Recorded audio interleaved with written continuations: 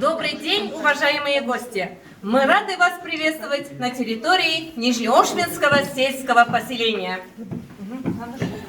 Hayırlı gün, isenmisiz, eyde, rahim etiniz. Bizde bugün ulu şartlı, ortaklaşıp etiniz. Yaptıyız, tatlı rizq biraz ağız etiniz. Jırlap biyip, көңіл ашып, ötsün sizin gününüz. Попробуйте, пожалуйста, наше татарское национальное блюдо коштели.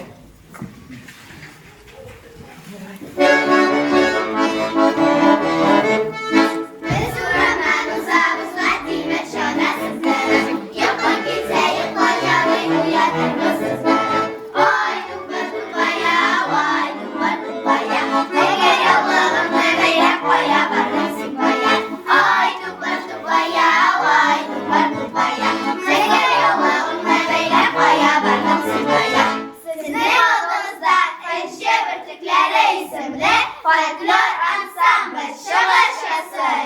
Биігінен ертіңіз лайықтыларына ұтыңыз. Туры бізден шейлендіп қатты екен деп қалғыз. Ай, дұпыр-дұпая, ай, дұпыр-дұпая.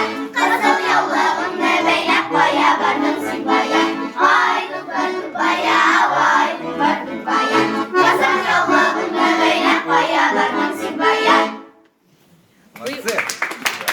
Вы прослушали татарскую народную песню «Дубр-дубая» в исполнении фольклорного ансамбля «Эджебертекляря».